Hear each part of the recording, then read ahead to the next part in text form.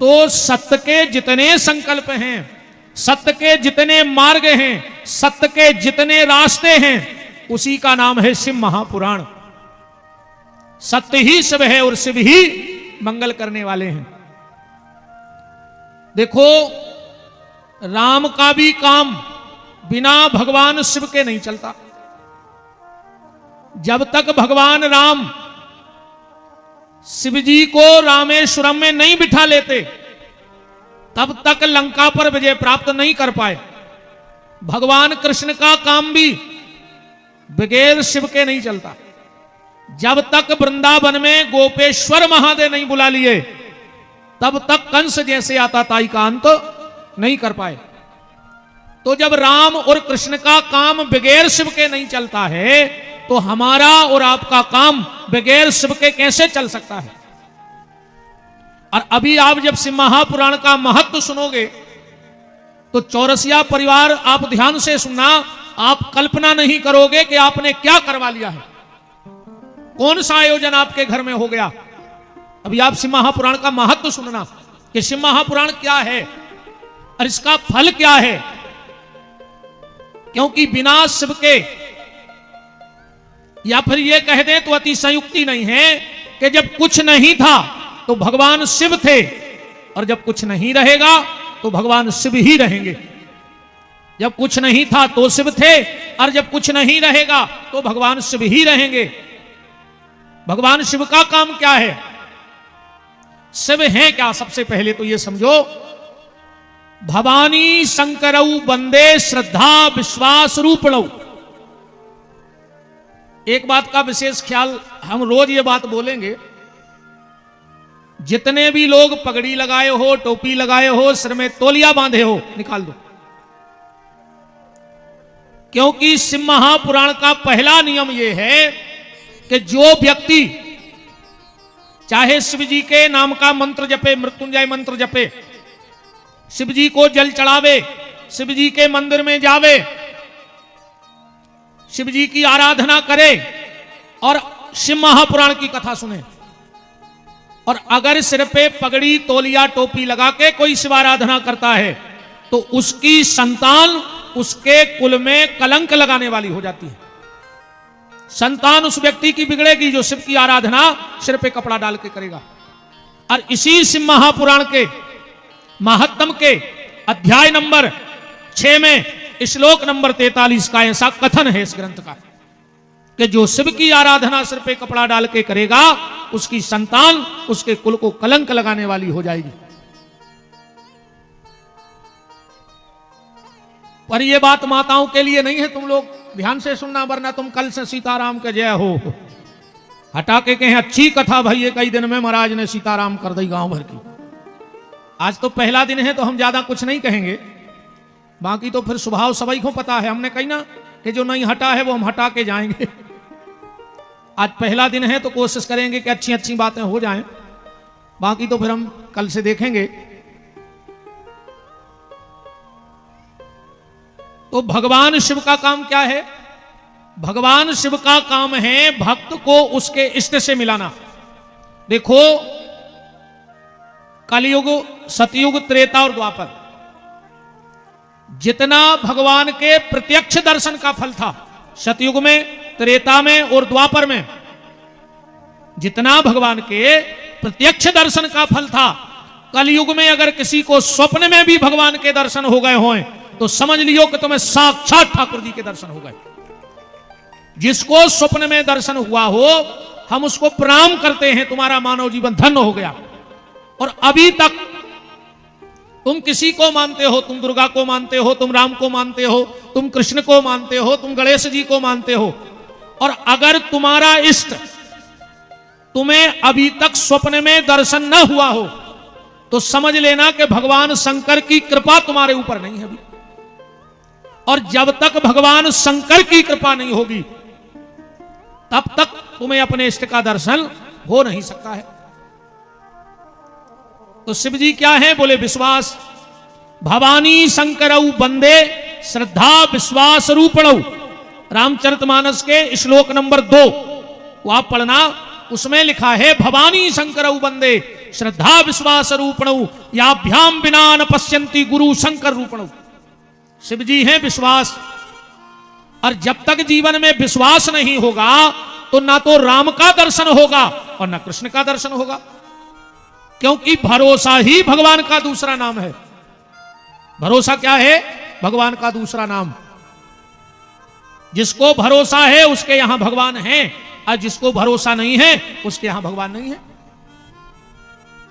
इसलिए पहली शर्त इस कथा को भरोसे से सुनिए, भरोसे से भगवान की कथा को सुनो और भगवान पे भरोसा करो। अगर ठाकुर जी पे भरोसा हो गया तो समझ लेना कि भगवान तुम्हें मिल गए हैं। ठाकुर जी पे भरोसा हो गया तो भगवान तुम्हें मिल गए।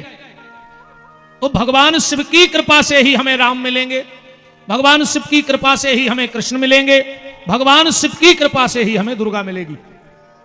और अगर शिव कृपा नहीं है तो कुछ मिलने वाला नहीं है। आज प्रथम दिवस है, बहुत बहुत धन्यवाद हमारे अनिमेश भैया और सोमेश जी के लिए और पूरे चौरसिया परिवार के लिए और पूरे हटा वालों के लिए हृदय से धन्यवाद। आज की कलश यात्रा के लिए सबको धन्यवाद। ऐसा लग रहा था जैसे 14 साल बाद राम जब लौट के आए तो अयोध्या वाले बिल्कुल भाव विभोर हो गए थे, ऐसा पूरा नगर भाव विभोर हो गया था भगवान की मंगलमय यात्रा में। देखो, कलश यात्रा में जरूर जाया करो, क्योंकि जो कलश यात्रा में चलता है भोलेनाथ की कृपा से उसे कभी कष्ट की यात्रा में नहीं चलना पड़ता है। जो कलश यात्रा में चलता है वो कष्ट यात्रा में नहीं चलता है।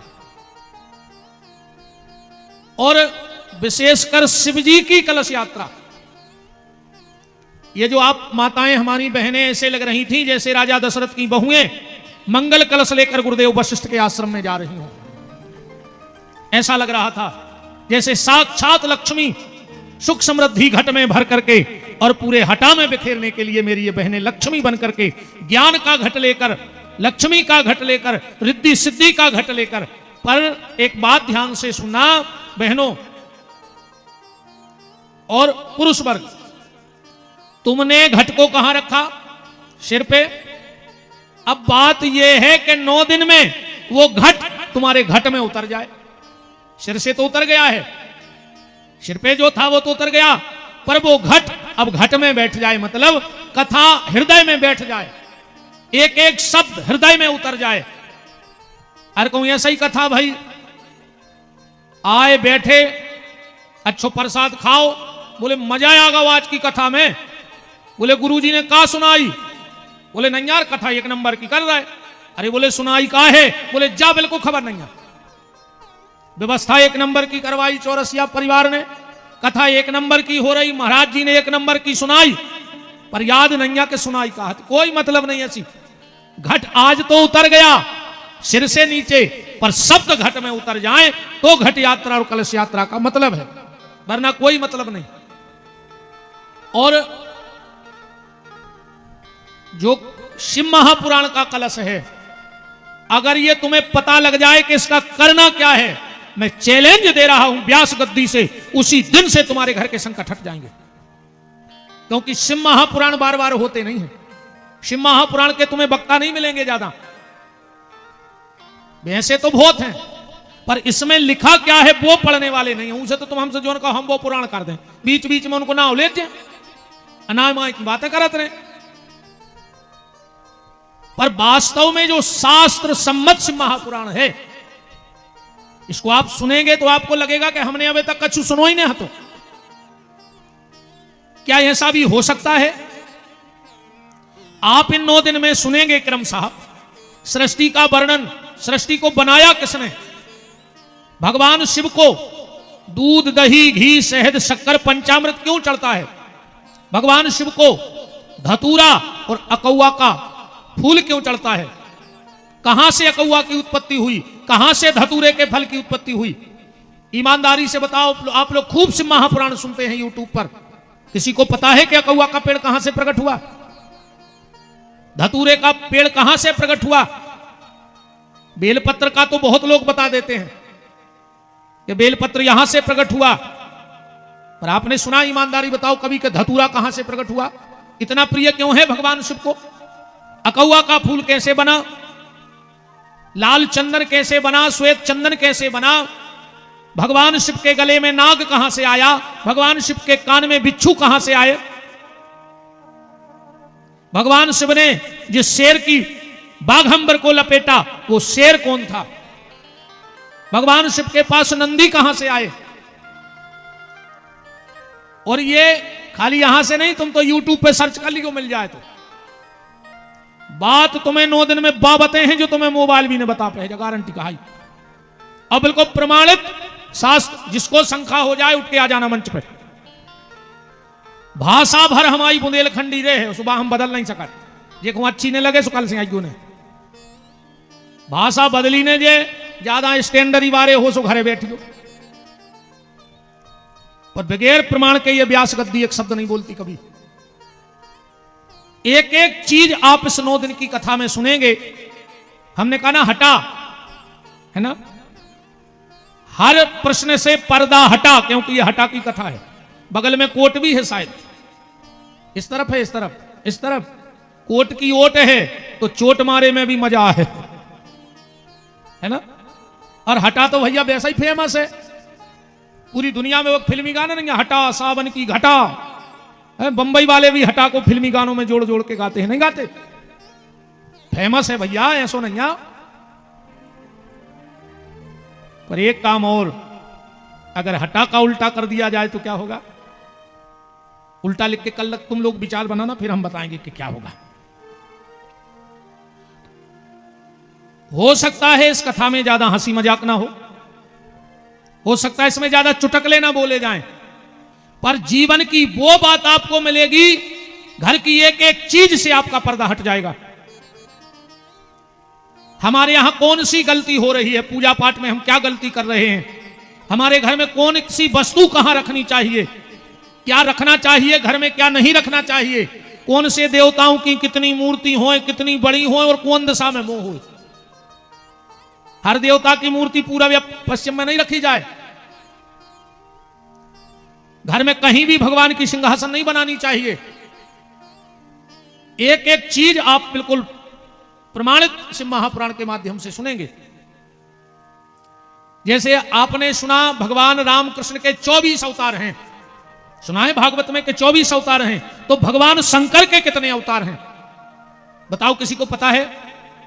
112 अवतार हैं शंकर जी के। आज के बाद मत कहना कि पता नहीं है। कितने अवतार हुए भगवान शिव के? 112। हम कोशिश करेंगे कि आपको कुछ अवतारों की जानकारी तो दें, क्योंकि 9 दिन में 112 की कथा तो हो नहीं सकती। 112 अवतार के भगवान शंकर की कथा को आपको बताया जाएगा। कहां से भगवान शिव की जलहरी प्रकट हुई, यह भी आपको इस कथा में बताएंगे। आखिरी दिन बताएंगे, इतने दिन में तुम लोग मोबाइल पे सर्च कर लेना, मिल जाए, किसी ने बोला हो कभी तो। शिव जी की पिंडी की चर्चा तो बहुत होती है कि कहां से प्रकट हुई, पर शिव की जलेरी कहां से प्रकट हुई। आज जलेरी को जो बहन जी हरे जाना थे कि स्टैंड आए, कोई पे कहो चंदन को चौकूला धर देवे, कोई पे कहो धूप बत्ती जला के धर देवे। ऐसी गलती कभी मत करना। जब हम आपको जलहरी की उत्पत्ति की कथा सुनाएंगे तो आपको पता लगेगा कि वास्तव में हम लोग कितनी बड़ी गलती कर रहे थे। भगवान शिव की पूजा में कौन सा पुष्प नहीं चढ़ाना चाहिए, कौन सा पुष्प भगवान शिव को अतिशय प्रिय है। कई माताएं घर में रोज मिट्टी के शिव जी बनाती हैं, बनाती हो, झगड़ा उतना ही बढ़ जा रहा हो तुम्हारे घर में, परेशानी उतना ही आ रही, और 6 साल से शंकर जी बना रहे। ऐसा क्यों? एक एक जानकारी मिट्टी के अकेले शंकर जी ने बनाओ चाहिए घर में। अब कबू भी शंकर जी बनावे न बैठ जाओ कोनो भी दिन से, न शंकर जी घर को मार घटा बना दे। और बिल्कुल प्रमाणित, बिना शिववास दिखवाए, बिना विद्वान की सलाह लिए घर में कभी भी मिट्टी के शंकर जी ने बनाओ, मरघटा हो जाए तुम्हारा घर, जो बचो खुचो हुई है वो भी लुट जाए सब। एक एक चीज आपको बताएंगे बिल्कुल शास्त्र मत। 112 अवतार की भगवान भोलेनाथ की चर्चा, क्योंकि थोड़ी सी जानकारी हम शिव महापुराण की आपको दे दें पहले। जैसे भागवत जी में 18,000 श्लोक हैं, लगभग सबको पता है। तो सिंह महापुराण में है 24,000 श्लोक। ये कितने श्लोकों का ग्रंथ है? 24,000। भागवत जी में 365 अध्याय हैं, पर सिंह महापुराण में है 464 अध्याय। जैसे भागवत में 12 स्कंद हैं, तो सिंह महापुराण में है संहिताएं। 7 संहिताएं हैं सिंह महापुराण की। जितनी संहिताएं हैं 7, और 7 संहिताएं अलग अलग भाव कथा के आपको देंगे। जैसे आपको पता है भागवत की कथा नर नारायण ने बनाई और सबसे पहले ब्रह्मा जी को सुनाई। राम कथा शंकर जी ने बनाई और सबसे पहले पार्वती को सुनाई। तो सिंह महापुराण की कथा किसने किसको सुनाई? सिंह महापुराण की कथा भगवान शंकर ने बनाई और सबसे पहले यह कथा नंदीश्वर को सुनाई। आप लोगों को तो बेलपत्री चढ़ाना भी नहीं आता शंकर जी को। सीधे गए बेलपत्री लेके पिंडी पे रख देते कि नहीं रख देते? जो व्यक्ति बेलपत्र सीधा ले जाके शिव जी की पिंडी पे रखता है, उसके घर के लोगों की बुद्धि चंडालों जैसी हो जाती है। यही से इतनी बेलपत्री चढ़ा पे भी घर में किच किच भाई मची नहीं मची। अब कोई लड़े चाहे नहीं लड़े, मानो दो ही आदमों में तो ऐसी ठनी है, घर ही नहीं बन रही आज के दो ही पति पत्नी में। हिंदुस्तान पाकिस्तान जैसे हालात हैं, अब फिर भी कह रहे हम साथ साथ हैं। बोलो, गृहस्थी की पहली जो नींव है वो क्या है? पति और पत्नी। गृहस्थी की पहली नींव क्या है? पति पत्नी। देखो, अगर आपके पास पैसा है, ध्यान से सुनना, अगर आपके पास पैसा है तो आप भाग्यशाली हो। पैसा सबके नहीं हुए। अगर पैसा है तो भाग्यशाली हो, पर अकेले पैसा से भी कछु नहीं होए। कितना बड़ी तुम तो हवेली बना ले, बिल्डिंगें बना ले, तुम्हारे दमोह जिले में 50 दद्दाहरें पड़े हुई हैं कि जिनको पता नहीं है कि हमारा जायदाद कितनी है, पर डॉक्टर ने कह दी मर जाओ कहूं तेल को बूंदा करे के भीतर सरक गाओ। तो करोड़ों की जायदाद धरे हैं और मूंग की दाल को पानी पी रहा चम्मच से। क्या कर हो जायदाद को हमें जा बताओ। जोन ड्राइवर गाड़ी चला रहा, वो ढाबा पे गाड़ी लगा के 18 तंदूरी खा रहा हो और पैसा दे रहा है मालक, और जो मालक को नंबर आओ सो पीछे बोतल में पानी धरवाई है मूंग को। अब बताओ सुखी तुम कहा है कि तुम्हारा ड्राइवर? अच्छा बांध के तुम ले नहीं जा सका, कि बांध ले जाओ। तुम्हारा तुआरबों की जायदाद हो धर दे को नहीं आज तक।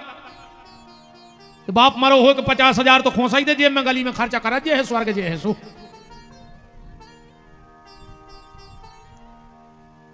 पैसा है भाग्यशाली हो, पैसे के साथ अगर स्वस्थ है तो सौभाग्यशाली हो, और अगर स्वस्थ और संपत्ति के संगे अगर जीवन में सत्संग है तो समझ लियो तुम पे बहुत बड़ी भगवान की कृपा है। ना पैसे से कुछ है, ना स्वस्थ से कुछ है। आप धनवान कितने हो ये मायने नहीं रखता, पर धनवान के साथ आपके पास क्या धर्म है। और अगर धर्म नहीं है तो रावण जैसे धनवान के यहां भी सोने की लंका में आग लग गई थी, हमारी लंका में कब आग लग जाए इसका कोई भरोसा नहीं है। ना उसे बनाने में देर लगती है और ना उसे मिटाने में देर लगती है। इसलिए धनवान रहो पर धर्मवान जरूर रहना। आज जो हम बात कर रहे हैं कि सिंह महापुराण है क्या? सिंह महापुराण है फैमिली मैनेजमेंट को ग्रंथ, लैब, रिसर्च सेंटर। परिवार को कैसे चलाना है अगर यह जानना है तो सिंह महापुराण सुनो। अगर मृत्यु को सुधारना है तो भागवत सुनो। मृत्यु को सुधारना है तो भागवत सुनो। कर्म सुधारने हैं तो गीता सुनो। हमारा कर्म कैसा हो ये हमें गीता बताएगी। संसार में कैसे रहने जो तुम्हें महाभारत सिखे है। अगर दुनिया में रहना सीखना है तो महाभारत की कथा सुनो। खुद का जीवन सुधारना है तो राम कथा सुनो। राम कथा तुम्हें सुधारेगी, महाभारत समाज को सुधारेगा, गीता कर्म सुधारेगी, भागवत मौत सुधारेगी, और सिंह महापुराण तुम्हारा परिवार सुधार देगी। तुम्हें परिवार में कैसे रहना है। आज भैया भैया को दुश्मन बन गए, ये में तीन चीजों की हालत तो बहुत खराब है। एक गैया, दूसरी भैया और तीसरी मैया। तीन चीजों से आदमी को बिल्कुल दिमाग फट चुका है। अपनी बुंदेलखंडी में कहावत है कि मरे ढोर कैसी किल्ली छोड़ दी। ऐसा ही आज के आदमी ने ये तीन चीजें छोड़ दी। गैया छोड़ दी, भैया को छोड़ दो, अब भैया के छोड़वे वे तो जे बैठी। अब आज कछू ने कहीं पहलो दिन है मनोत्ती तो वह न कराई है जितनी बात रहे है। अगर जेठानी की छत की दो ईंटें ऊंची हो गई, देवरानी को ब्लड प्रेशर लो। अरे कहूं देवरानी की छत की दो ईंटें ऊपर हो गई तो जेठानी को ब्लड प्रेशर हाई, मर जाओ लखवा लग जाए। ज्यादा ब्लड प्रेशर हाई न करूंगी।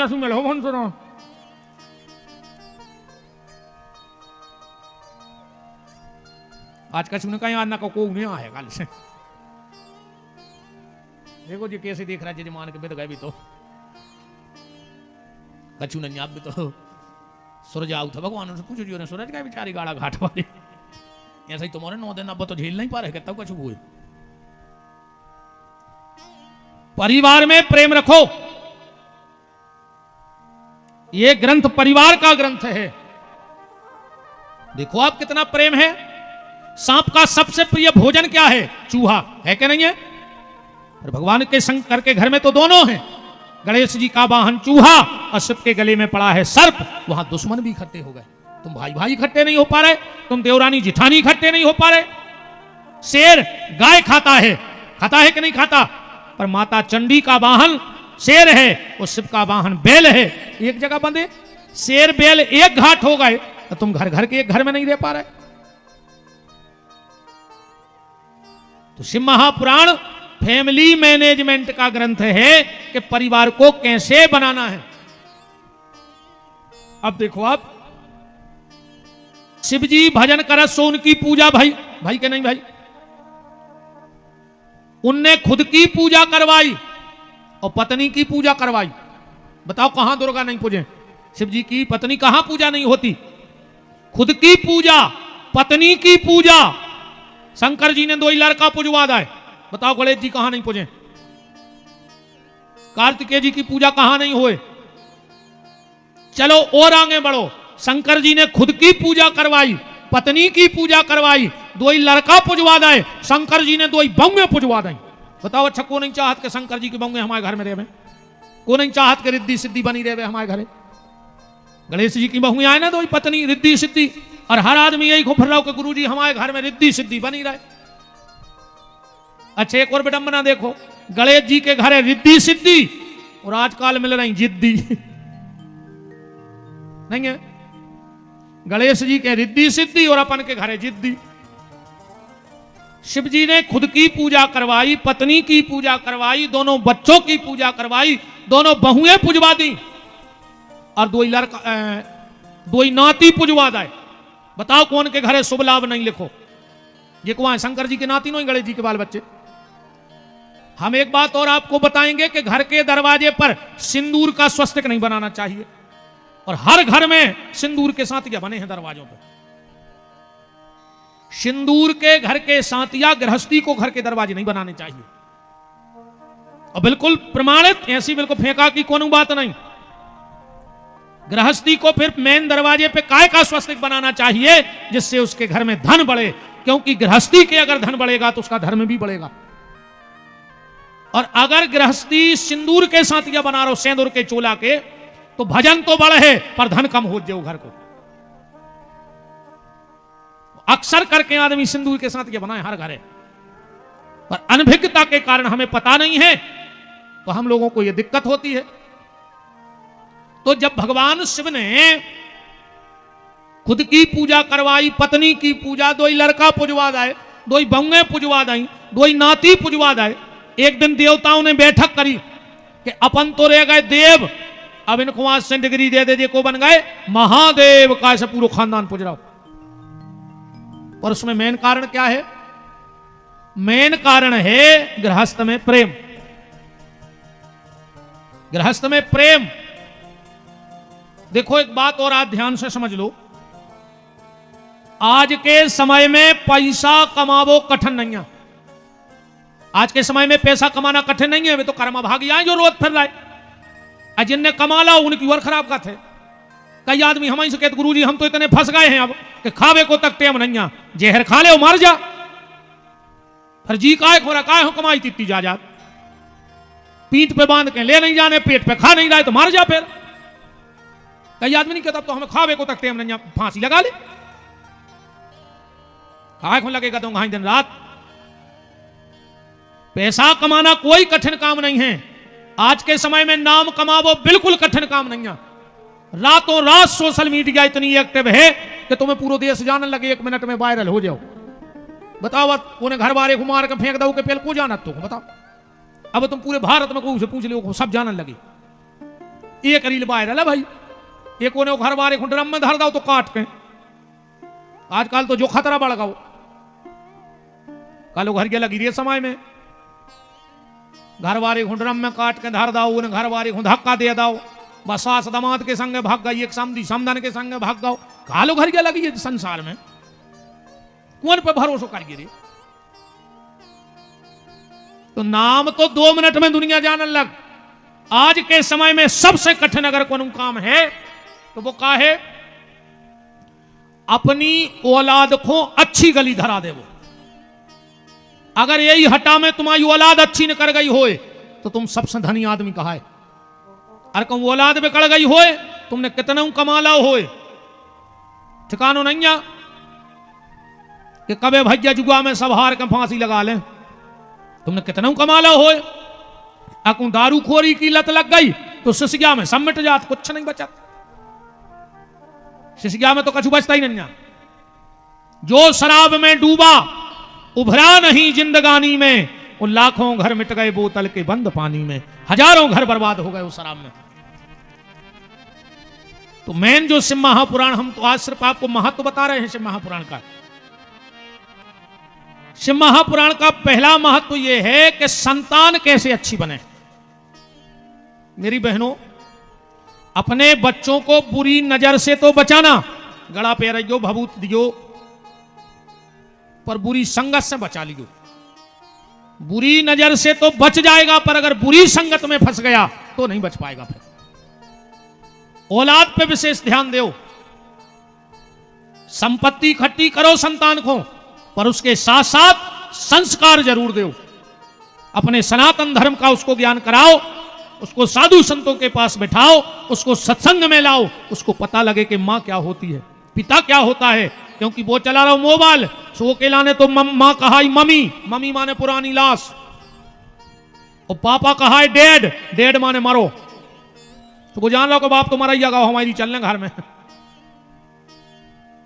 मां क्या है, पिता क्या है, धर्म क्या है, उसको ज्ञान होना चाहिए। वरना स्थिति गड़बड़ हो रही, और इतनी गड़बड़ हो जाए एक दिन कि ना तो फिर सरकार से संभलेगी, और ना शंकराचार्य से संभलेगी, और ना सेना से संभलेगी। उस स्थिति को बिगड़ने मत दो, संभालो उस स्थिति को, वरना स्थिति बहुत भयावह होने वाली है। तो इसके मूल में कहां जाना पड़ेगा? इसके मूल में यहां जाना पड़ेगा कि अगर पति पत्नी में प्रेम होगा तो तुम अच्छी संतान को संस्कार दे सकती हो। तुम ही लड़ा तरह चोखर गया लग गया से दिन भाल का संस्कार दे हो बाल बच्चों, बताओ। अच्छा मम्मी पापा लड़े और मोड़ी मोड़ा दूसरे कमरा में थप्पड़ी बजा भी गए, बोले काय, बोले बिना टिकट को खेल चालू होगा। राम ऊसो प्रेम नहीं है, ऐसो बोल चाल तो बहुत अच्छा है। उनसे तो इतने अच्छे बोले तो आजकल तो एक नौ शब्द चल गओ। घर वाले से कहते हैं जानू, पति से क्या कहने लगी जानू, और वो की ये ना मानू। तो काय के जानू भाई, मानू तो जानू ना, कोई जानू मानू नहीं।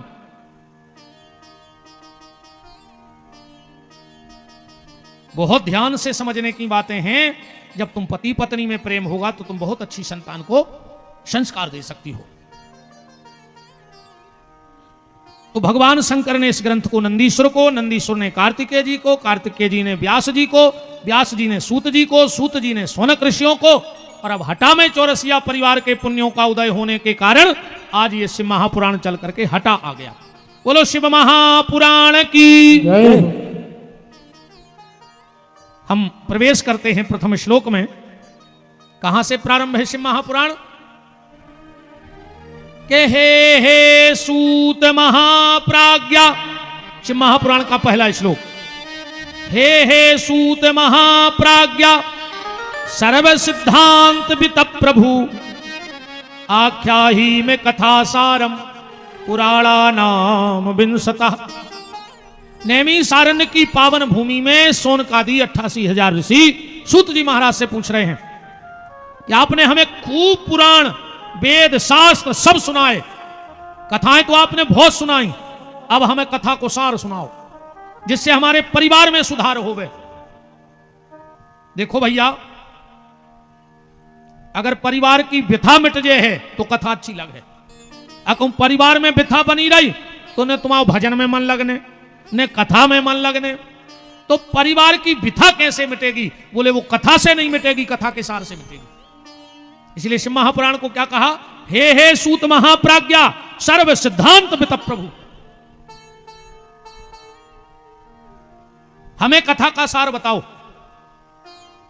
सूत जी महाराज क्या कह रहे हैं? सूत जी महाराज कह रहे हैं, हे सोनक ऋषियों, ना विद्यते मनः शुद्ध्यै कली जनानाम विशेषतः जन्मांतरे भवेत् पुण्यम महत् तस्य सुधीमता।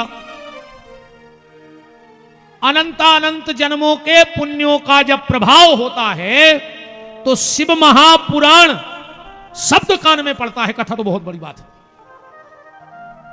और तुमने हमसे कथा का सार पूछा है तो सुनो शिव महापुराण क्या है। राजसु यज्ञेन यद पुण्यम अग्निहोष्ट सतेन चो।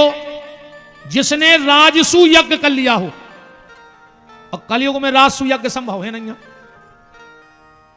क्योंकि राजसु यज्ञ का नियम है कि उसमें घोड़ा छोड़ा जाता है और वो घोड़ा पूरे देश में घूम के दिग्विजय करके आ जाए और उसे कोई पकड़े ना, फिर उसको देख के उस यज्ञ की पूर्णाहुति होती है।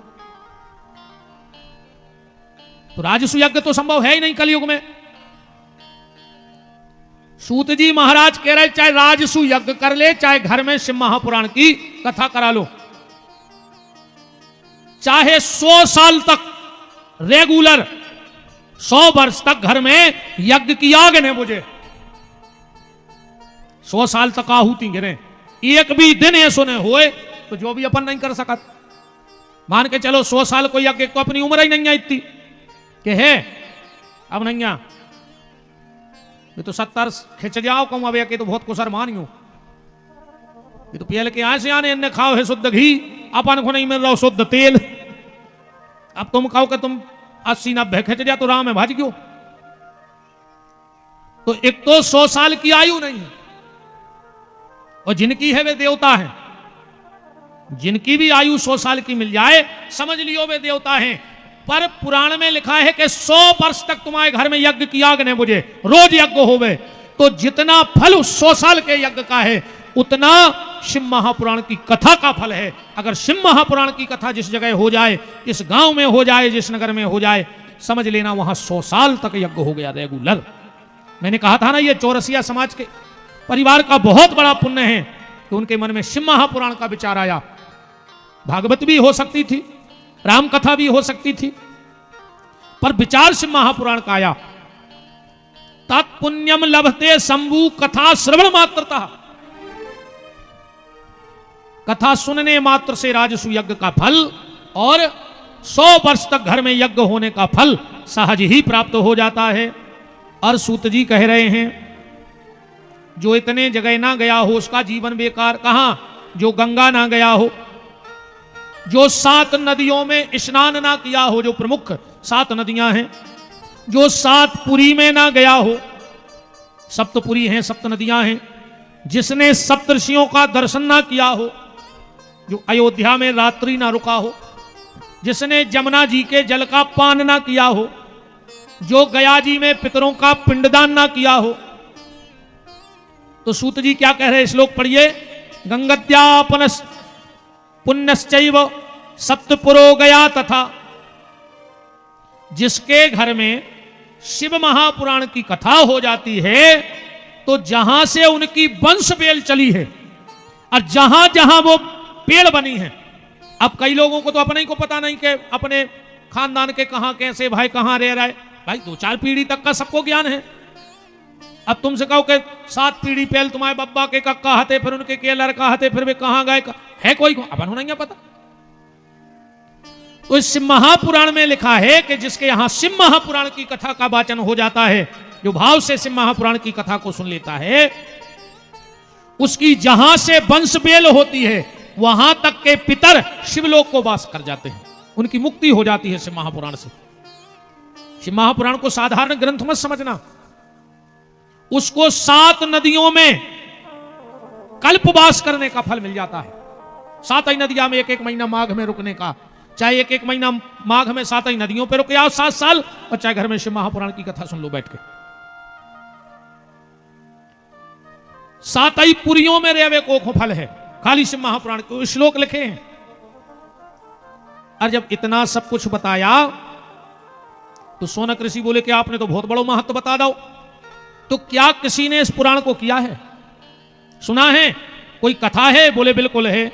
आसीत किरात नगरे ब्राह्मणो ज्ञान दुर्बल दरिद्रो रस विक्रेता धर्म परांग मुख। किरात नगर में एक देवराज नाम का ब्राह्मण रहता था, और जो शराब पीता था और बेचता भी था। ब्राह्मण के लिए सबसे बड़ा अपराध है मदिरा।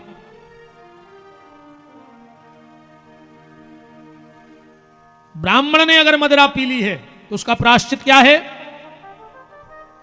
कोई प्रायश्चित कहीं नहीं लिखा, पर एक प्रायश्चित लिखा है, जहां बैठ के उन्हें शराब पी होए उतई से नाक रकड़े गंगा जी तक, उठे ने कहूं नाक, जाके उते भटिया खोदे, उमें अच्छो बड़ो गंजा चढ़ावे, तेल भरे, और जब वो खोल जावे उमें आध घंटा बैठे और भजन करे, कुम बच जावे तो जाने प्रायश्चित होगा।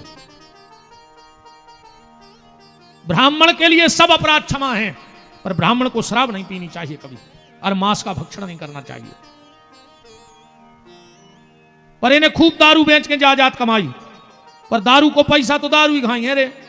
बाप ने दारू बेच बेच के बंगला बना लो, और मोड़ा ने दारू पी के बेच दो, हिसाब बराबर होगा। और हम कहते मोड़ा दारू ने पी है तो आखिरी में अच्छी खतरनाक बीमारी हो जाए, माने जैसो ने बेईमानी से कमा हो वो खुदा ही लगा के चलो जेता। शराब का पैसा ऐसा है, इसके यहां बहुत पैसा हो गया तो इसका एक भावती नाम की बेश्या थी जो उस पे आसक्त तो हो गया। एक दिन बेश्या से कहा कि हमारे घर में चलो। उसने कहा हम तुम्हारे बूढ़े माँ बाप के साथ नहीं रह सकते, तुम्हारी पत्नी को भगाओ। इसने बूढ़े माँ बाप और पत्नी को घर से निकाल दिया देवराज नाम के ब्राह्मण ने। अब बेश्या तो बेश्या है, तुलसीदास जी कह रहे हैं कि पर धन पर मन हरन में गणिका बड़ी प्रवीण। दूसरे का मन हरने में और दूसरे का धन हरने में बेश्या बहुत होशियार होती है।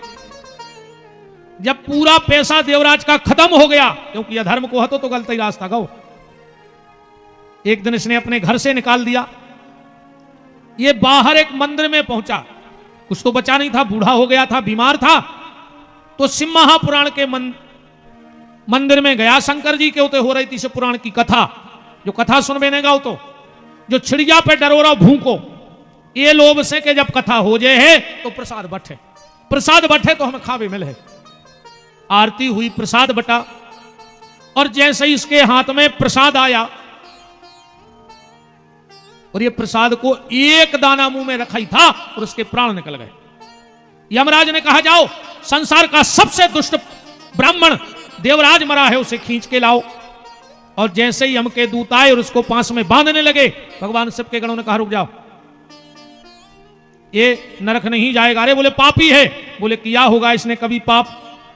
पर जब ये मरा तो 1 घंटे शिव महापुराण की कथा सुनी और मुंह में इसके भगवान शंकर का प्रसाद है। यहां भी बड़ा विवाद है, कई लोग कहते शंकर जी पे चढ़ो प्रसाद खाओ चाहिए, कछु कहते नहीं खाओ चाहिए, कछु कहते शंकर जी पे चढ़ो जल पी लाओ चाहिए, कछु कहते नहीं पिगो चाहिए।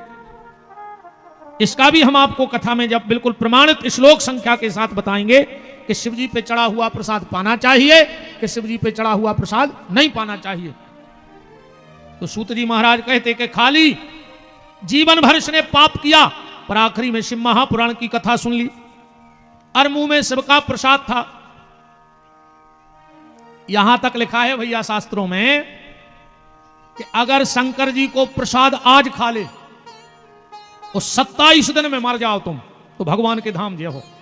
27 दिन तक शिव का प्रसाद हमें पुण्यात्मा बनाए रखता है। और अगर प्रसाद में बेलपत्री और मिल जाए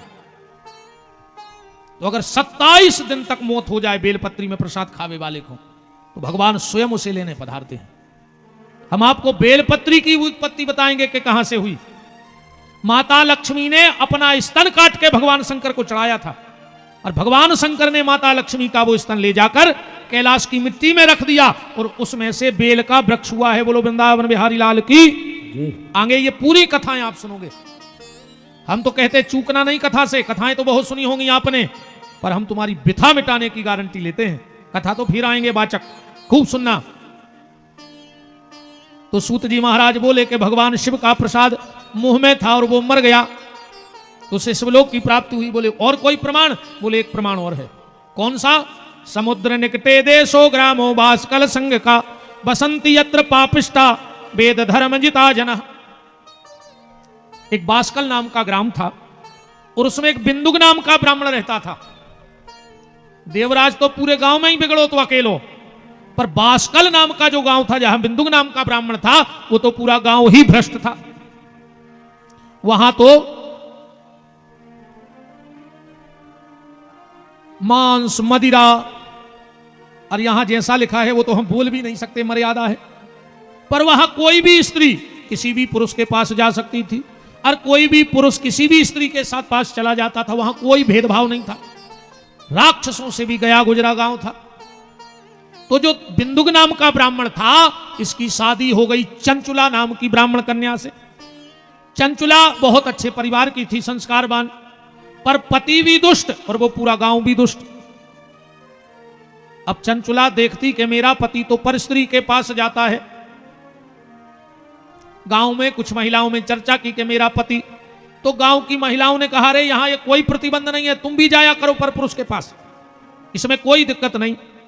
अब धीरे धीरे कुसंग का रंग चढ़ गया, कुसंग का रंग चंचुला पे चढ़ गया। अब चंचुला भी पर पुरुष के साथ जाने लगी। एक दिन इसके पति बिंदुक ने चंचुला को एक पर पुरुष के साथ देख लिया अपनी पत्नी को, तो बहुत डांटा। तुझे शर्म ना आई? चंचुला बोली जब तुम पर स्त्री के पास जा सकते हो और मैं पर पुरुष के पास चली गई तो क्या दिक्कत है? इतना गिर गया था ये बिंदुक नाम का ब्राह्मण। बोला तुम तो खूब जाओ, हमें कोई दिक्कत नहीं है, पर जो भी पर पुरुष तेरे पास आता है उससे कुछ पैसा ले लिया करो। कितना गिर गया। आप तो बिल्कुल पापमय जीवन हो गया। समय आने पर काले निधनम प्राप्तो जगायम नरकं खला भुक्ता नर दुखा। ये बिंदुक नाम का ब्राह्मण मर गया और बिंदे भवत पिशाचो गिरऊ पापी भयंकरा। ये बिंद नाम पर भयंकर पापी हो गया, पिशाच बन गया। अब जब चंचुला भी बूढ़ी हो गई थी, एक दिन गांव में से संतों की टोली निकली। चंचुला के पुराने संस्कार जागृत हो गए, महात्माओं के साथ होली। एक मंदिर में गई तो शिव महापुराण चल रहा था और पंडित जी कह रहे थे अश्वमेधम कृत सतम कृत्वा गंगा स्नात्वा सताम समा न शुद्धिर्जायते प्रोक्ता पापस्य गरीयसी। 100 अश्वमेघ यज्ञ वो नारी कर ले, 100 अश्वमेघ यज्ञ कर ले, वो 100 साल तक गंगा में डुबकी लगाए रेवे, पर भी उस नारी की मुक्ति नहीं होती। जब जब उसका जन्म होगा तो वो दरिद्र होगी, रोगणी होगी, कुबड़ी होगी, कोड़ी होगी। वो किसी भी योनि में जाए, मनुष्य ना बन के अगर कुकरी सुकरी भी बनेगी तो उस शरीर में भी उसे रोगिणी होना पड़ेगा। कौन सी नारी? बोले जो अपने पति को धोखा देती है, जो अपने पति से छल करती है, पति के रहते हुए। चंचुला तो बैठी बैठी कप गई कि जो सब तो हमने करो है। और पंडित जी कह रहे अश्वमेधम कृतम सत्वा गंगा स्नात्वाम सताम समा न शुद्र जायते। फिर भी उस नारी की मुक्ति नहीं होगी। एक एक शब्द सुना, क्योंकि शास्त्र कहता है माताओं के लिए, और इसी पुराण में लिखा है कि जिस बेटे ने एक बार जीवन में अपने माता पिता के चरण धोके चरणामृत ले लो, उसको किसी तीर्थ में जाने की आवश्यकता नहीं है, वो मुक्त हो गया। और जिस पत्नी ने एक बार जीवन में पति के चरण धोके चरणामृत ले लो, वह पत्नी भी जीते जी मुक्त हो गई। मनो काय खो लगे, यह तो हम बहुत बड़ी बात कह रहे हैं कि चरणामृत दे पाँव नहीं पड़े आज की। अब परत हुए तो आज तो कमाई हो, उठा दे का जने हाथ हटा में हम जानिए तुम में दम हो तो कि हमारे घरे रोज पाँव परत उठा दे। आज 100-200 जने तो हो ही पहले देना, एक हाथ नहीं उठो तुम्हारे उठा दे बहन जी हरो के हम रोज पाँव परत। वो तो जाकर वो करवा चौथ चल गाओ, साल में एक आदमी को भी लगत के हमारे घरे इज्जत है। अकेले बाबा जी हर के प्राण खा ले तुम्हारे, तो हमारे भरने न कर पाए, छोटा छोर छोर पाँव पर रही घर बारे के। अकेले बाबा ने करे अरे दैया का हो जे। हमारी एक बात सुन ले गौर से, माताओं को पति के अलावा किसी दूसरे पुरुष को छू के प्रणाम नहीं करना चाहिए। पति के अलावा ज्यो सो प्रमाण चाहने से ले लीजिए, खुद तर्क करने से गया, अपने पति के अलावा कोनो पुरुष को छी के पाँव ने परोचर जी, ने गुरु जी के, ने बाबा जी के, अन्य मानदानों के। और सुन ले, अब 3 हाथ दूर जमीन में सिर रख दो चाहिए। अगर किसी संत महात्मा गुरु को तुम्हें प्रणाम करना है, तुम्हें किसी रिश्तेदार को प्रणाम करना है, तो 3 हाथ की दूरी देवे और जमीन पे पांव पड़ लो, तुम्हें उतना ही फल मिले पांव पड़े को। पर किसी पुरुष को छू के प्रणाम नहीं करना चाहिए। जे कम पांव पन्ने वो के पन नहीं रही। करवा चौथ को भी पता कैसे पांव परत कहीं आप अंदर आ रहे हमें पांव पन्ने हैं, सबके सामने पल लिया तो हम कचुके नहीं रहे, हम आज पेलो देना हम बहुत मुंह बांधे अपनों ये तो चौरसिया जी हमें रात में भगा दे हो तुम आ जाइए। हमें कौन झेल पाता आदमी, बहुत कम झेल पाता हमें। अब तो हम इनसे पूछो जी बैठे जी और हम हो गए हैं बैठे, अब भाई हम ज्यादा नहीं झेल पाए आदमी। आज तो बहुत सकोच मानी हो तुम्हारे, बहुत बच रहा है पूरे, उतना ही जो दबाव रहे छोटे माँ लग जी है में। अभी उन्हें होती तो हम बताओ फिर।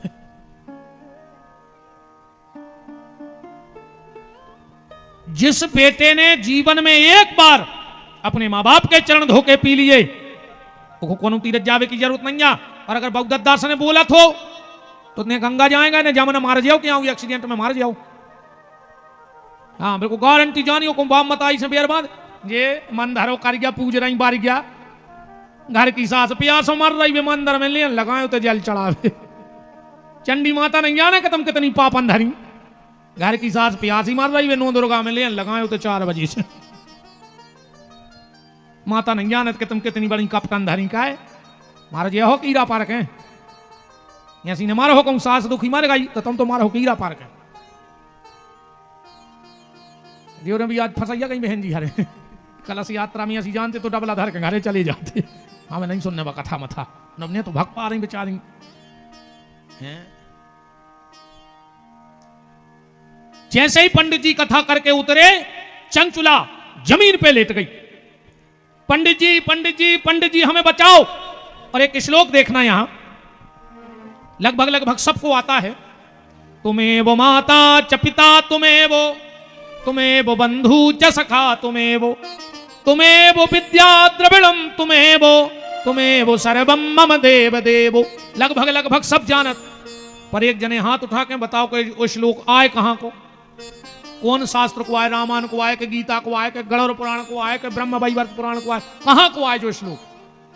लगभग लगभग जो सनातनी हैं हिंदू हैं 99% को जो श्लोक आउट है। और उनसे पूछियो कि जो लिखो कहां है, आए कहां को, कहां से बनो, रामायण को आए कि गीता को आए कि महाभारत को आए, जो कोई को पता नहीं है। आज ध्यान से सुन लो जो श्लोक आए शिव महापुराण में महात्म के अध्याय नंबर 3 को 56वां श्लोक आए। जो ये किसने किसको बोला, जो चंचुला ने पंडित जी के लाने बोलो। जैसा ही पंडित जी उतरे, ये में तो इतना कठिन है वो खुद शुद्ध और सरल करके बनाओ गो, और उत्पत्ति तैसे है। चंचुला कह रही तुम्हें वो माता च पिता आज से तुम हम बाप मताई सब कछु तुम हो पंडित जी, उन उपाय बता दे। हमने पति को धोखा दाओ है, हमारी मुक्ति कैसे होगी?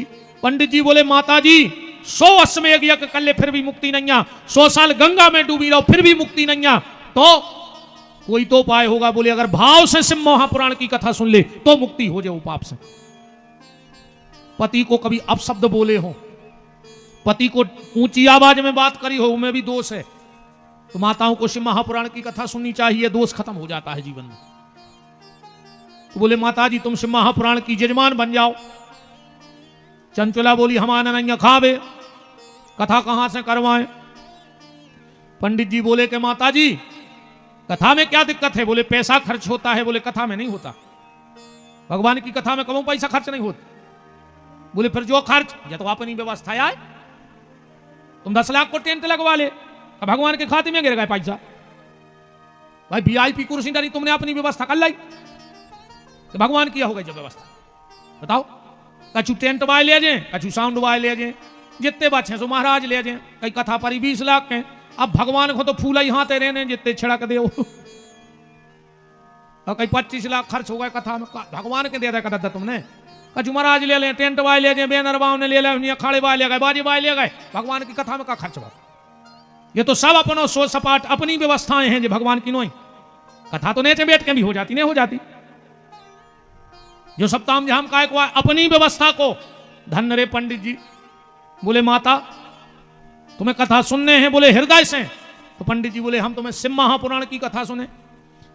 चंचुला बोली कि हमारे देवे कच्छू नहीं आ। पंडित जी बोले माता जी 9 दिन तुम कथा सुनियो, और जब हम व्यास गद्दी से उतरे 9वें दिन हमें दक्षिणा में एक बेलपत्री दे दियो, एक बेलपत्री दे दियो, वह हमारी दक्षिणा हो जाए। क्यों? इसी पुराण में एक बात और लिखी है कि भगवान शंकर की पिंडी को 1000 बेलपत्री चढ़ाओ, और अगर शिव महापुराण की पोथी पे 1 बेलपत्री चढ़ाओ तो 1000 बेलपत्र चढ़ाने का फल है। ग्रंथ पे हमारा यजमान जी से निवेदन है, कल से जब आप आए तो बेलपत्री जरूर ले आए 1-2 पत्ता, और इस पे चढ़ाया करें। बाकी फिर और परिवार जिन जिन को मौका मिल जाए तो बेलपत्री ले आइयो। हम तो कहते ऐसी व्यवस्था बना दियो चौरसिया जी, एक आध कोपर उतर रखवा दियो, जो भी लाएं उसमें रख देना, हम आपके सामने बीच में वो कोपर उठवा के पुराण पे अर्पित करवा देंगे। सबका आना तो संभव हो नहीं सकता मंच पे, और सब आए तो फिर कथा ही नहीं हो पे बेलपत्री चढ़त रहे। और दूसरी ये प्रार्थना है, जब भी आप जो भी प्रसादी बंटवाओ तो उसके पहले मंच से 2 बेलपत्र ले जाकर उस प्रसाद में जरूर डलवा देना डेली, क्योंकि बेलपत्र चढ़ाना और शिव महापुराण से बेलपत्र मिलना ये बहुत बड़ी बात है। भागवत की कथा में अगर व्यास जी तुम्हें व्यास गद्दी से कहूं तुलसी पत्ता उठा के दे दे, में हम कल या परसों की कथा में बताएंगे कि उस तुलसी के पत्ते का क्या करना। 24 घंटे का चैलेंज है, तुम्हें अपना आदि हालात बदलते नजर आ जाए, और शिव महापुराण से तुम्हें बेलपत्र मिल जाए मंच पे चढ़ा हुआ ग्रंथ का, तो सबको ना तो यहां आने का संभव है, ना यहां से बेलपत्री बटना संभव है। तो रोज 2-4 बेलपत्र यहां से उठा के प्रसाद में बांट देना, मिला देना, कम से कम सबके पेट में वो बेलपत्र चला जाएगा प्रसाद के माध्यम से। अब फिर हम परसों बताएंगे, फिर जिसको यहां मिले बेलपत्र उसका उपयोग करके देखना, तुम्हें पता लग जाएगा कि बेलपत्री चढ़त कैसी और बेलपत्री को प्रभाव का है। 7 दिन की कथा हुई, पंडित जी ने कथा गाई और चंचुला ने बड़े भाव से कथा सुनी। आखिरी दिन बेलपत्र दिया। चंचुला भूखी थी, व्रत रह के कथा सुनी, और जैसे ही प्रसाद लिया और चंचुला के प्राण निकल गए। और जो चंचुला के प्राण निकले तो क्या लिखा है? कौन आया लेने चंचुला को? पार्वती जी आई। यहां लिखा है पार्वती वाचो, पार्वती जी बोली। क्या बोली हैं? चंचुले सखी सुपत्नया, हे सखी चंचुला। चंचुला तो रोने लगी, बोले माता हम जैसी पापनी को, पति को धोखे देने वाली नारी को तुम सखी कह रही?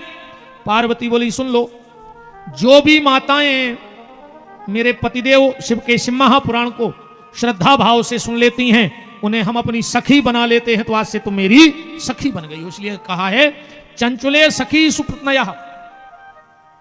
अब तो चंचुला को ले गई, पार्वती की सेवा में रहती हैं।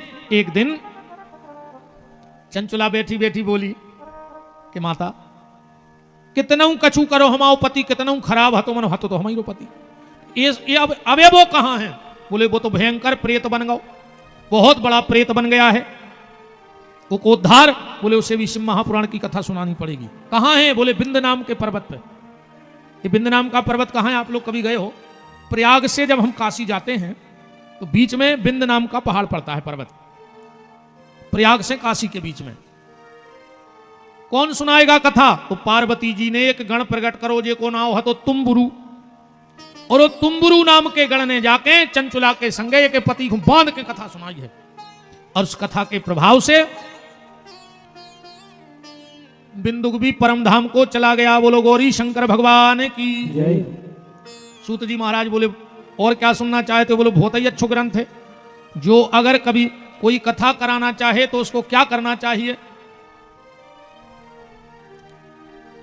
सूत जी बोले कथा के तो बहुत नियम हैं, पर 2-4 नियम सुन लो। पहलो नियम तो जो है कि जैसे भागवत की कथा पे कछु हुए मंच पे चाहे न हुए, पर तुलसी जरूर भाव चाहिए। ऐसे शिव महापुराण के मंच पे कछु हुए चाहे न हुए, पर केर को गमला जरूर भाव चाहिए। सो रखो, ये हमारे शास्त्री जी हमने रखवा दो, ठीक। जो मां शिव महापुराण की मंच के सामने, और माता जी कहां चली गई हमारी यजमान जी की गृह स्वामिनी? चलो 1 मिनट हमारी बात सुन लो। कोई करे चाहे न करे, कल से आपका एक काम रहेगा, यहां चाहे एक चौकी रखवाना, चाहे टाल्स रखना, और उस पे गैया के गोबर से थोड़ा सा लीप के चौक जरूर बनाना। कहते हैं, इसी में लिखा है कि जो मां शिव महापुराण की कथा के सामने गैया के गोबर से लीप के चौक बनाती है, उस मां को अपनी आंखों से कभी अपने बेटे की मृत्यु नहीं देखनी पड़ती है। ये शिव महापुराण का नियम है। मां बाप के सामने उसकी संतान नहीं जाती है, क्योंकि दुनिया में ऐसे कोई मां बाप नहीं होंगे जो ये चाहें कि हम बैठे रहें और बच्चे चले जाएं। हर मां बाप की इच्छा होती है कि बच्चों के सामने हम जाएं। हमने कहा बहुत विलक्षण कथा है, हम तो कहते छोड़ना मत ये मौका इस बार का, एक दूसरे को बताना कि और कथाएं तो खूब होती हैं, पर शिव महापुराण कथा बार बार नहीं होती है। और एक एक चीज सुधरवा के ये हैं हम 9 दिन में तुम्हारे परिवार की, एक एक चीज। इसके बाद खर्च क्या होना चाहिए? विवाहे आदर्शमता हम परिकल्पयेत पुंसाहीनम दीक्षानाम ना अधिकाराश्रवेत। बिना दीक्षा वारे को से महापुराण की कथा ने सुनो चज्जे, जिन्हें दीक्षा ने लई हुई वो से पुराण सुनने को अधिकार नहीं है।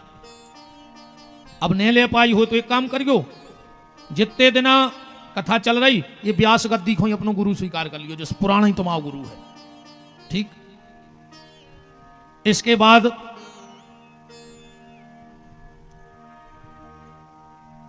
दो काम जरूर करियो। चौरसिया परिवार, बात हमारी ध्यान से सुन लियो। जिस दिन तुम्हारा भंडारा हो, आप लाखों करोड़ों का भंडारा कराओ, भगवान आपको और समर्थ बनाए, पर 2 बटुक ब्राह्मणों को बुलाकर शुरू में, जिनका विवाह ना हुआ हो, बटुक माने कुंवारे ब्राह्मण, शिव महापुराण का पहला भंडारा बटुक के लिए खिलाना चाहिए। 2 ब्राह्मण बुलाना और गैया के दूध में खीर बनवा के और उनमें शहद डाल के पहले भंडारे का प्रसाद उससे लगवाना। दूसरा, कंबल का दान जरूर करना चाहिए। अभी जब ठंडी पड़े, गांव में कोई गरीब ठंड से ठिठुरता मिल जाए तो 1-2 कंबल दान में जरूर दे देना, ठीक। भोजन प्रसादी की तो अब सभी को पता है कि जिया सो चले वो सो चलाओ, जबरदस्ती को न करो। नोंदरुगा कैसी उपास न करो, कछु कछु नोंदरुगा को उपास करत कई बोले कल से बिल्कुल निराहार रहने, सो हाथ में लाए घड़ी, अब 12 बजे ने नोंदरुगा लग भी बारी, सो 11:30 बजे भजिया खा रही, कहा कि अब कल से तो उपास ही रहने। फिर भुंसरा निर्जला, सो 12 बजे तो निर्जला रही, 2 बजे पता लगो कई अब भाई भारती कर दाओ है। ऐसे उपास से कछु नहीं होते आए, अन्य भूखे राय से भगवान मिलते आए। उपास करने हो तो फिर ऐसा करो, बुरे विचारों का उपवास करो, किसी से खराब मत बोलो, जो संकल्प लियो, को जवाब न दो, जो संकल्प दो। अकेले रोटी नहीं खाने से उपवास होगा। दिन भर मोबाइल चलाऊंगे, पहले माता जी हरे उठ के और डारत थी, आज की उठ के स्टेटस डारत सबसे पहले हाँ अब उनको तो टेम धरो कभी गोबर से बाहर लीप के चौक पूरे सबसे पहला आंखें मीरत ऐसे तो भजन डारत हैं जैसे बिल्कुल मीरा फेल हुए घर बार को मचाएं धरे सुख से खान नहीं दे रही स्टेटस डार के ऐसा लगत के कथावाचक यही हो रहे हो कहीं आप सब ऐसा ही अपने बैठे सब देखो तो आदमों के मोबाइल पे स्टेटस अरे बेधार्मिक चीजें और घरे बिल्कुल रावण बने बैठे स्टेटस राम के डाल रहे